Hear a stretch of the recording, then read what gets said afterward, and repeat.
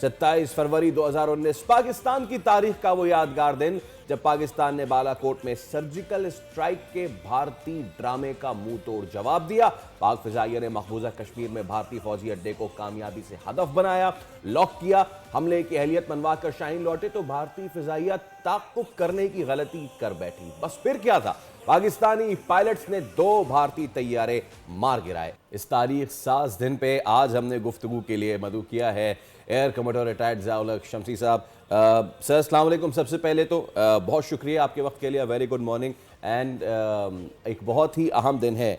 ज़िया साहब, राशिद मिन्हास की लेगेसी से कंटिन्यू करते हुए सरफराज रफ़ीकी की लेगेसी तक, और सरफराज रफ़ीकी की लेगेसी से कंटिन्यू करते हुए एम आलम और इन जैसे उन तमाम तर शेर दिल पायलट्स जो कि पाकिस्तान की फ़िज़ाओं के निगहबान हैं। मुझे सबसे पहले तो ये बताइए कि being part of Pakistan air force, आज का दिन कैसा महसूस करते हैं, कैसा फील करते हैं कि जब हमने दुश्मन के दांत ऐसे खट्टे किए कि अब वो उसको प्रोपेगेंडा के ज़रिए असर ज़ाइल करने की कोशिश तो कर रहा है, कर नहीं पा रहा है।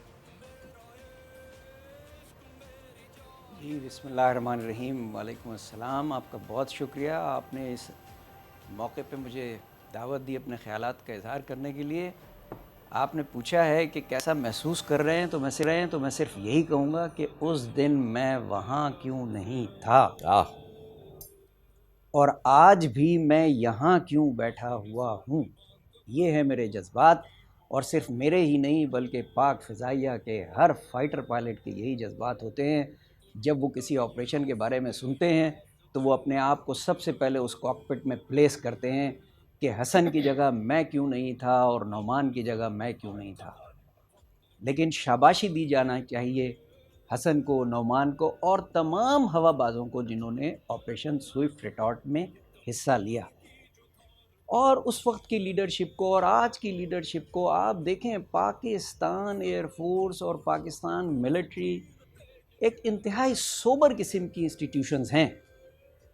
इतनी बड़ी और इतनी तारीख़ी कामयाबी के बाद भी आपने नहीं देखा होगा कि वो ढोल ताशे लेके आ गए और उन्होंने ढोल पीटना शुरू कर दिया।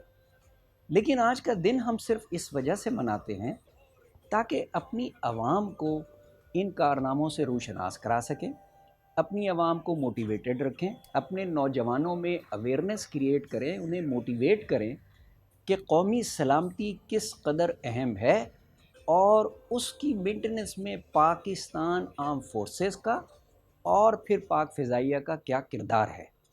क्योंकि ये एक बहुत ही गैर मामूली वाक़या था। ये किसी भी सूरत से 1965 या 1971 से कम का वाक़या नहीं था। बिल्कुल। वहाँ ऑल आउट जंगें हुई, लेकिन यहाँ पे एक ऐसी बैटल हुई जहाँ 2 न्यूक्लियाई ताकतें यानी 2 न्यूक्लियर पावर्स एक दूसरे के आमने सामने आ गईं, और 2 बहुत बड़ी बड़ी एयर फोर्सेस दुनिया की, यानी जहाज़ों की तादाद के हिसाब से इंडियन एयर फोर्स तकरीबन चौथे 5वें नंबर पे और पाक फ़िज़ाइया 7वें नंबर पे, और दोनों के पास state of the art equipment. Indian air force का पैकेज अगर देखें तो जनाब Su-30 MKI state of the art, फिर उसके बाद MiG-29, मिराज 2000 और MiG-21 बाइसन्स। उसका सामना कर रहा है पाकिस्तानी पैकेज माशाल्लाह F-16, JF-17 थंडर और मिराज एयरक्राफ्ट। दोनों पैकेजेस को बैकअप हासिल है AEW यानी इलेक्ट्रॉनिक वॉरफेयर के स्टेट ऑफ द आर्ट जहाज़ों का। दोनों तरफ से जहाज़ इक्विप्ड हैं BVR यानी बियॉन्ड विजुअल रेंज वेपन्स के साथ, और इंतहाई इंटेंस किस्म की एयर इन्वायरमेंट है। मैं इसे एरियल बैटल ऑफ बालाकोट कहता हूँ, जिसे अल्हम्दुलिल्लाह पाक फ़िज़ाइया ने जीता है, क्योंकि न सिर्फ उन्होंने 2 जहाज़ खुद शूट डाउन किए एयर कॉम्बैट में, बल्कि फॉग ऑफ वॉर कुछ इतनी थी और इंडियंस कुछ इतने ज़्यादा बौखला गए इस सिचुएशन से, क्योंकि वो एक्सपेक्ट नहीं कर रहे थे कि उनके रात के अंधेरे के अटैक को पाक फ़िज़ाइया दिन दहाड़े जवाब देगी। तो सुबह 10 बजे ब्रॉड डे लाइट में विदिन 36 आवर्स पाक फ़िज़ाइया ने जवाब दिया, 2 जहाज़ गिराए। तो उस बौखलाहट में उन्होंने अपना एक हेलीकॉप्टर गिरा लिया जिसमें 6 उनके फ़ौजी सवार थे। تو یہ اتنا انٹینس قسم کی ایئر بیٹل تھی. حالانکہ یہ وہ دور ہے جب ہم یہ سنتے ہیں اپنے بزرگوں سے بھی, اور ویسٹرن اسٹریٹجسٹ بھی ہمیں یہ باور کرانے کی کوشش کرتے ہیں کہ نان وہ کانٹیکٹ وارفیئر کا دور ہے, اس میں آپس میں کانٹیکٹ نہیں ہوگا, کامبیٹ نہیں ہوگا, بس ڈرونز آئیں گے, میزائلز چلیں گے.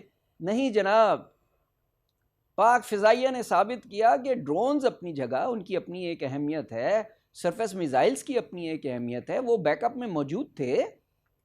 لیکن پاک فضائیہ نے اقبال کا جو شاہین پیدا کیا ہے 1947 کے بعد سے, اس نے یہ ثابت کیا کہ وہ آج بھی بہت اہم ہے. اور اقبال کے شاہین کو جو ہمارے گراؤنڈ ڈیفنس, ایئر ڈیفنس اور ایئر میں موجود ایئر ڈیفینڈرز اور گراؤنڈ کمبیٹیئرز اور ایئر ٹریفک کنٹرولرز کی جو سپورٹ حاصل تھی, اور پھر اسکرین پہ بیٹھے آپریشنز روم میں لیڈرشپ پل پل کی سچویشن کو ایویلویٹ کر رہی تھی, بیکاز پولیٹیکل لیڈرشپ کی طرف سے گائیڈ لائن یہ تھی کہ دو نیوکلیئر پاورز ہیں, ان میں آپس میں آل آؤٹ جنگ نہیں ہونی چاہیے, اس نے آپ نے ایسکیلیشن کو کنٹرول کرنا ہے. اس لیے پاک فضائیہ نے جو جواب دیا وہ انتہائی نپا تلا جواب تھا, اور جو پاک فضائیہ کی حکمت عملی تھی اس نے دشمن کو سنبھلنے کا موقع نہیں دیا. حالانکہ اس وقت آئی اے ایف کے یعنی انڈین ایئر فورس کے پیکج میں بہت سے جہاز بیک اپ میں موجود تھے, میراج 2000 ایئر میں تھے, مگ 29 ایئرز میں تھے, لیکن ان میں اتنی ہمت نہیں ہوئی. جو ہی انہوں نے دیکھا کہ ان کا پہلا جو ہے سو 30 گر گیا ہے, تو اس کے بعد تو انہیں سمجھ نہیں آئی کہ وہ اب کیا کریں گے.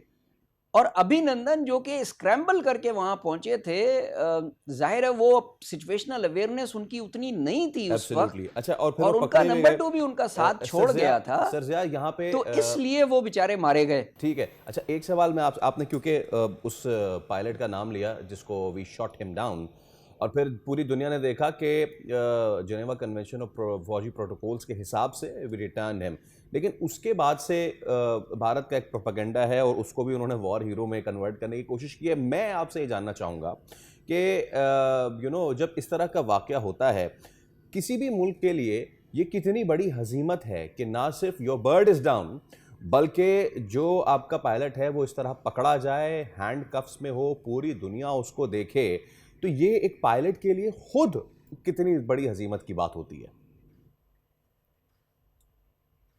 جی یقیناً, لیکن آپ دیکھیں ایئر کامبیٹ میں ابھی نندن کو ڈسکریڈٹ نہیں کرتا.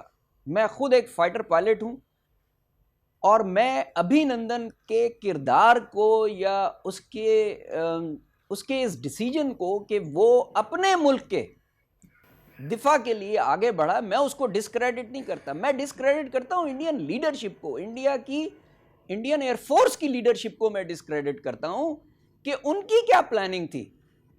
وہ یہ کیسے سمجھ بیٹھے کہ جب ان کو یہ کہہ دیا گیا تھا کہ پلوامہ کے بعد آپ نے کوئی مس ایڈونچر نہیں کرنا ورنہ ہم جوابی کارروائی کریں گے, تو انہوں نے یہ مس ایڈونچر بالا کوٹ والا کیا کیسے, کیا سوچ کے کیا؟ کیا وہ یہ سمجھ رہے تھے کہ پاکستان آرم فورسز یا پاکستان جو ہے ان کے اس ایریل وائلیشن کو جو انہوں نے رات کے اندھیرے میں کی, ہم اسے فراموش کر دیں گے اور ہم جوابی کارروائی نہیں کریں گے؟ کیا ہم نیوکلیئر پاور نہیں ہیں؟